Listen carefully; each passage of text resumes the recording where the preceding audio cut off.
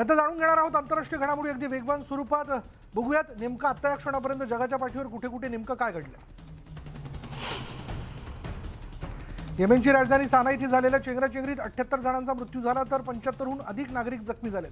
रमजानच्या पवित्र महिन्यात आर्थिक मदत वाटप करण्यासाठी आयोजित कार्यक्रमात एका कार्यक्रमादरम्यान बुधवारी रात्री उशिरा ही दुर्घटना घडली.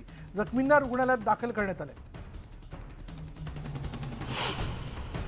रशियाविरुद्ध सैन्याशी लढा देणाऱ्या सैनिकांचं मनोबल वाढवण्याकरता युक्रेनचे राष्ट्राध्यक्ष व्लोदिमीर झेलेन्स्की यांनी मंगळवारी आघाडीवर लढणाऱ्या सैनिकांशी संवाद साधला. झेलेन्स्की यांनी डोनेत्स्क प्रांतातील एद्विक्वा या शहरामधील लष्कराच्या तुकडीला भेट दिली आणि या भागात भीषण लढाया सुरू आहेत. भेटीदरम्यान त्यांनी रणांगणातील परिस्थितीचा आढावा सैनिकांकडून घेतला आणि त्यांनी सैनिकांना पुरस्कारांचं वितरण केलं. रशियाबरोबर लष्करी सहकार्य पुढच्या स्तरावर नेण्याचं वचन चीनच्या संरक्षण प्रमुखांनी मंगळवारी दिलं. युक्रेनमधील लढाईच्या दरम्यान रशिया चीनच्या घनिष्ठ संबंध जे आहेत ते आणखी दृढ होत असल्याचं यावरून स्पष्ट होतं.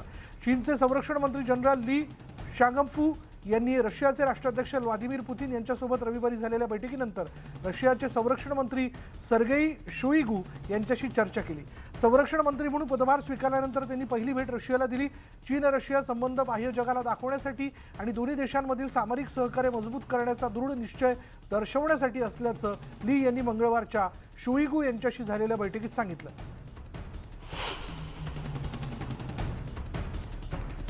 युक्रेनमध्ये दक्षिणेकडच्या खेर्सन शहरात हल्ल्यामुळे एका नागरिकाचा मृत्यू झाला आणि इतर 7 जण गंभीर जखमी झालेत. रशियन सैन्याने मंगळवारी या भागातल्या बाजार परिसरात हल्ला केला.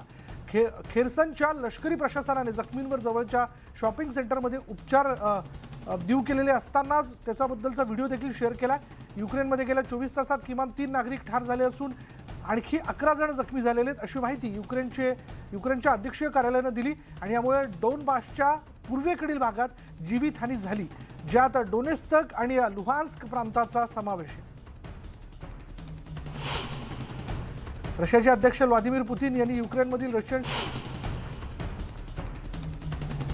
दुसरी IRIS-T प्रणाली आणण्यासाठी संरक्षण मंत्र्यांचे प्रयत्न सातत्यानं सुरू आहेत असं जर्मनीच्या परराष्ट्र मंत्री ॲनालेना बेरबॉक यांनी बुधवारी बर्लिनमध्ये खासदारांना सांगितलं.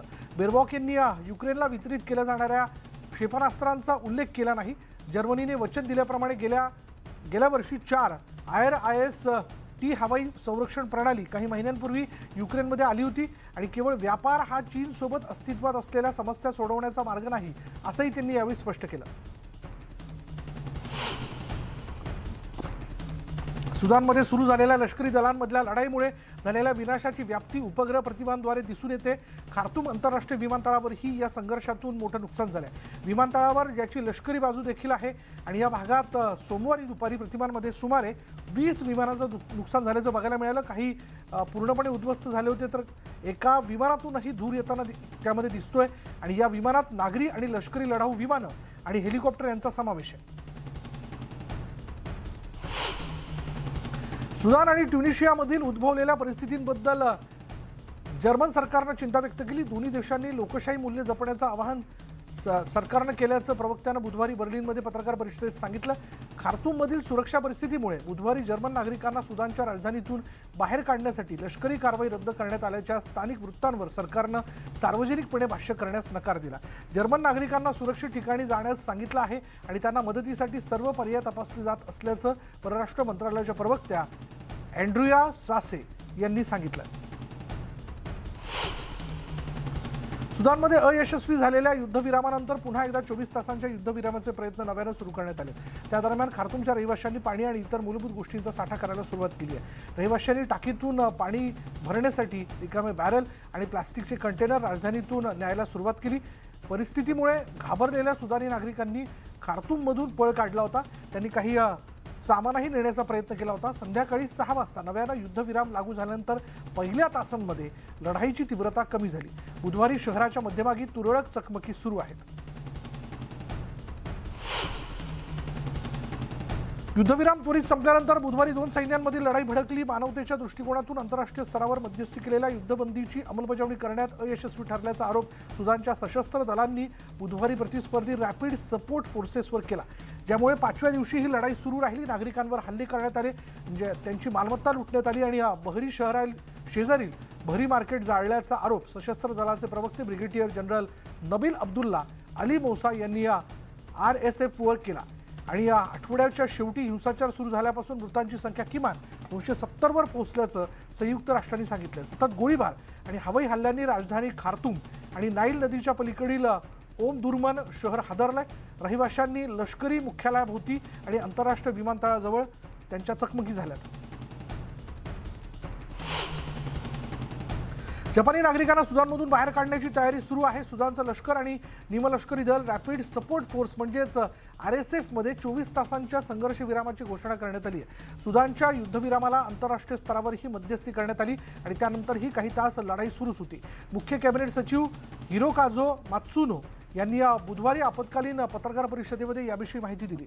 संरक्षण मंत्रालय सुमारे 60 जपानी नागरिक आणि त्यांच्या कुटुंबियांना बाहेर काढण्यासाठी विमानं पाठवण्याची तयारी करत आहे। बचाव कार्यात मुत्सद्दी आणि मदत एजन्सी कर्मचारी समाविष्ट आहेत। संरक्षण मंत्रालयात तपशिलांवर अद्याप काम केलं जात आहे, कारण जपानी नागरिकांची सुरक्षा आणि स्थलांतर करण्यासाठी जपान देखील 7 गटांना सहकार्य करत असल्याचं मात्सुनो म्हणाले। जपाननं सोमवारी जपानी नागरिकांना सुदानला जाणं टाळण्याचं आवाहन केलंय, तसंच त्या देशातील रहिवाशांना घरीच राहण्याचं आवाहन केलंय।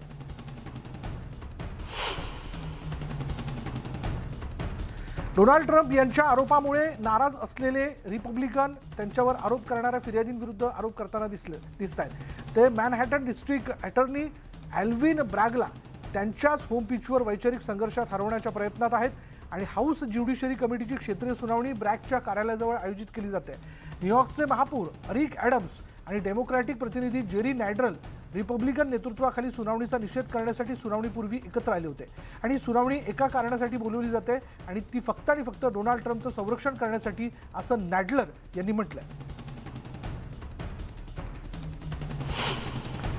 सॅन फ्रान्सिस्कोच्या राजकीय प्रभावावर आणि शहराच्या निवडून आलेल्या अधिकाऱ्यांशी असलेल्या संबंधांवर ज्युरी अहवाल लीक केल्याबद्दल सोमवारी सिलिकॉन व्हॅली काउन्सिल सदस्याने आपली याचिका दाखल करण्यास विलंब केला आणि या प्रकरणात आता सांता क्लारा सिटी काउन्सिल सदस्य अँथनी बेकर पुढील 3 मे रोजी न्यायालयात हजर होतील। खोटं बोलल्याबद्दल दोषी ठरल्यास त्यांना 4 वर्षांपर्यंत काउंटी तुरुंगवास भोगावा लागेल।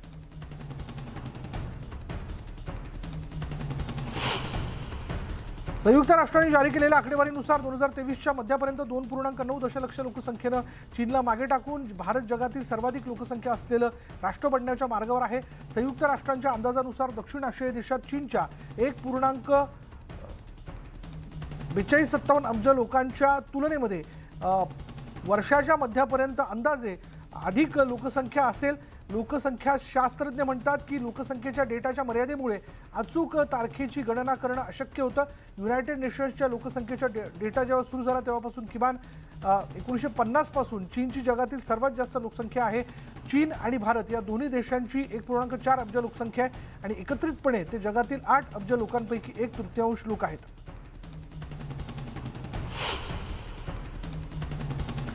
स्वीडननं नाटोमध्ये सहभागी होण्याचा निर्णय घेणं महत्त्वाचं आहे आणि जुलैमध्ये युती शिखर परिषदेपूर्वी ते होईल अशी आशा आहे, असं US संरक्षण सचिव लॉयड ऑस्टिन यांनी सांगितलं।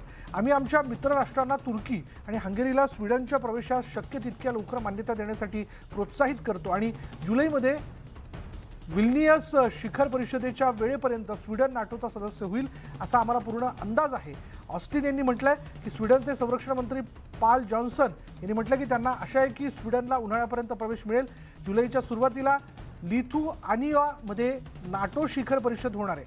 ऑस्टिन आणि जॉन्सन यांनी मॉस्को नेव्हल बेस इथे डॉस्क जवळ पत्रकारांशी संवाद साधला। तुर्की आणि नाटोला स्वीडनचे नाटोमधील सदस्यत्व मंजूर करण्यासाठी लवकरच कार्यवाही करण्याचं आवाहन त्यांनी केलंय।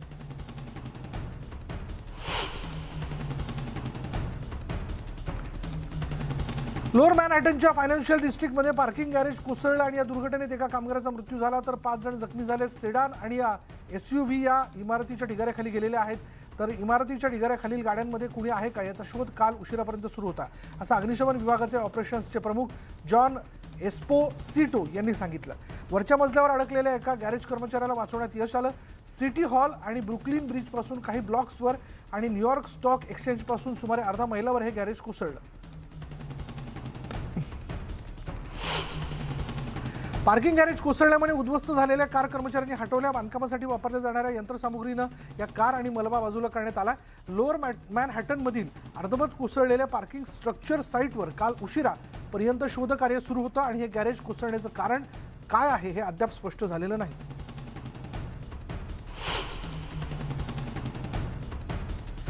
कनेक्टिकटच्या डायव्हर्सने प्रायोगिक पाणबुडीचा अवशेष शोधून काढलाय. जी 1907 मध्ये बांधली गेली, जी 1907 मध्ये बांधली गेली होती आणि नंतर लॉंग आयलंडमध्ये बिघडलेल्या अवस्थेत पडून होती. या पाणबुडीचं नाव डिफेंडर असं आहे, जी 92 म्हणजे 92 फूट लांब आहे आणि ही बोट जी आहे ती रविवारी रिचर्ड सायमन जे कनेक्टिकट इथे व्यावसायिक आहेत त्यांना ती बोट सापडली. गोताखोर यांच्या नेतृत्वात त्यांच्या टीमने याचा शोध घेतला. सायमनने सांगितलंय की त्याला अनेक वर्षांपासून डिफेंडरच्या कथेत रस होता. समुद्राच्या तळाशी असलेले अवशेष आणि पाण्याखालील मॅपिंग सर्वेक्षण तसंच माहिती स्वातंत्र्य कायद्याअंतर्गत मिळालेल्या सरकारी दस्तऐवजांनुसार बोटीच्या आकाराशी जुळणारी कोणतेही जे अवशेष आहेत त्याची पुष्टी करण्यासाठी त्यांना अनेक महिने लागले.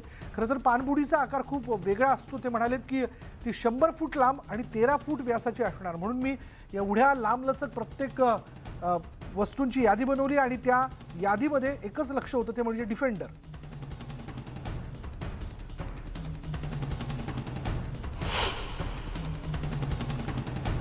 सततच्या बर्फवृष्टीमुळे नैऋत्येकडून रॉकीजपर्यंत पूर परिस्थिती निर्माण झाली आणि त्यामुळे इथल्या रहिवाशांना दुसऱ्या ठिकाणी हलवण्यात आलंय. वाढत्या खाड्या आणि नद्यांमध्ये वाळूच्या पिशव्यांचा साठा होत चाललाय.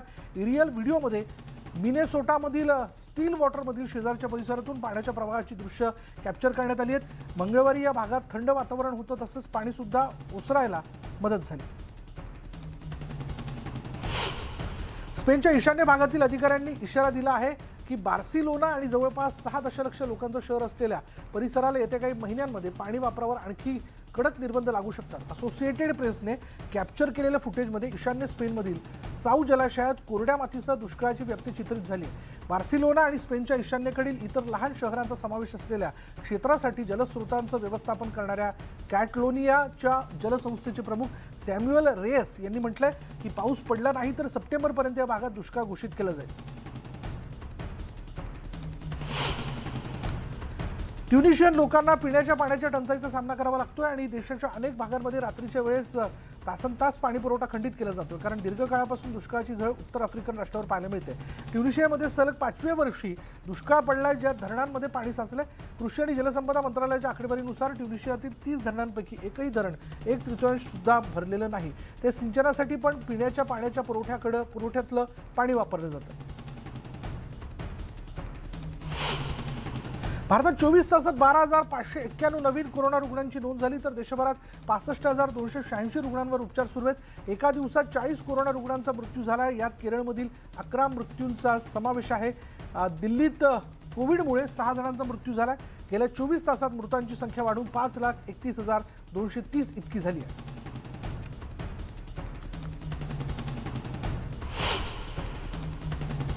आणि यानंतर इथे वेळ झाली का ब्रेकची. ब्रेक घेऊयात. पहा फक्त न्यूज 18 लोकमत. रमजानचा पवित्र महिना संपण्याच्या काही दिवस आधी इंडोनेशियाच्या मुस्लिमांनी ईद अल फित्र साजरं करण्यासाठी तयारी सुरू केलेली आहे. काहींनी खाद्यपदार्थ खरेदी करण्यासाठी मार्केटमध्ये गर्दी केली आहे. 2 वर्षांच्या कोरोना निर्बंधांनंतर येणारा हा सण आनंदात साजरा करण्याकरता ते वाट बघतायत. निर्बंध मागे घेतल्यामुळे आम्ही अधिक उत्साह आणि आनंद अनुभवू शकतो अशी प्रतिक्रिया स्थानिकांनी दिली. पासर सेसन रेल्वे स्थानकावर शेकडो प्रवासी इंडोनेशियाच्या मुख्य बेटांपैकी एक असलेल्या जावा ओलांडून प्रमुख शहरांकडे जाण्यासाठी ट्रेनमध्ये बसण्याकरता वाट बघत होते आणि अनेक जण कुटुंबासह मध्य जावामधील सिलाकॅप या गावी जात आहेत. रेल्वेने पुन्हा मोफत प्रवास करता आल्यानं त्यांनी आनंद व्यक्त केला.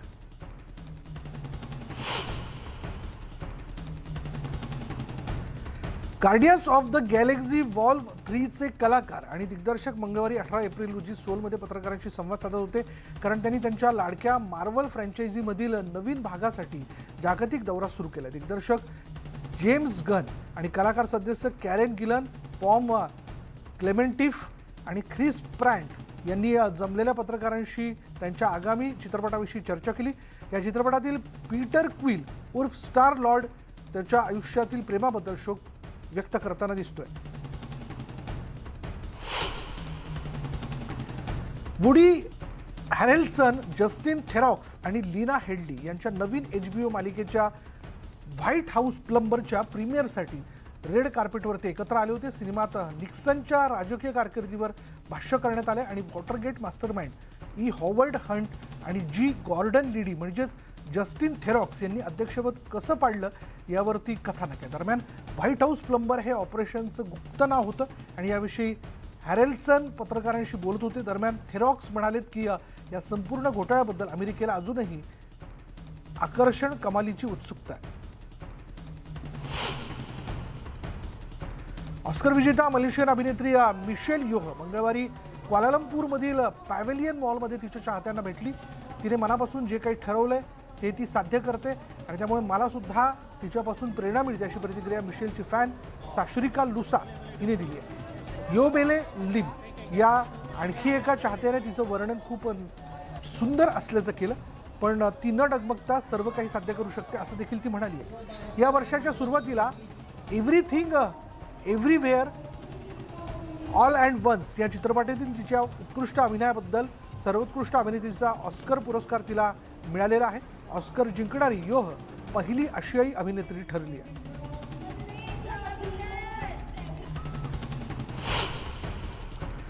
संपूर्ण रशियामधील सिनेमा इतिहासातील पहिला चित्रपट प्रदर्शित करण्याच्या तयारीत आहेत, जो अंशतः अंतराळ चित्रित झाला होता.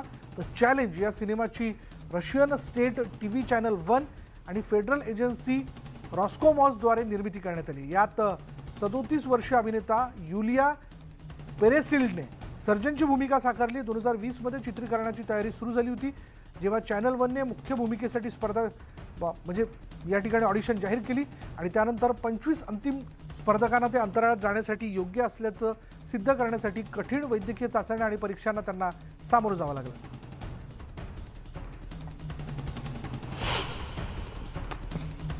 ऑटो शांघाय 2023 कार शोमध्ये यंदा मोठ्या प्रमाणात इलेक्ट्रिक वाहनांची चलती बघायला मिळाली. या ऑटो शोसाठी खुद्द चीनचं सरकार आग्रही असल्यानं तेवढा खर्चही करण्यात आल्याचं बघायला मिळालं. या शोच्या माध्यमातून चीनने देशातील इलेक्ट्रिक वाहनांची वाढणारी स्पर्धा दाखवण्याचा प्रयत्न केला. गेल्या वर्षी जागतिक इलेक्ट्रिक वाहन विक्रीमध्ये चीनचा वाटा 2/3 इतका होता. BMW आणि निसान त्याचबरोबर चायनीज प्रतिस्पर्धी BYD ऑटोसह ब्रँड्सनी शांघाय नॅशनल एक्झिबिशन सेंटरमध्ये नवीन EVचं अनावरण केलं. कोविडच्या निर्बंधानंतर चॅनलमधील सर्वात मोठ्या ऑटो इव्हेंटमध्ये अनेक कंपन्यांनी उपस्थिती लावली आणि या शोमध्ये मर्सिडीज बेंजच्या लक्झरी शाखा मेबॅकने आपली पहिली पूर्ण इलेक्ट्रिक कारचं अनावरण केलं आहे.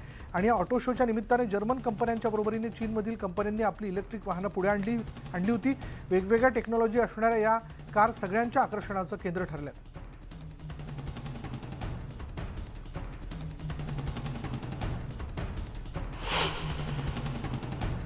यानंतर जगाच्या पाठीवर या बुलेटिनमध्ये इथेच थांबणार आहोत. पहा फक्त न्यूज 18 लोकमत.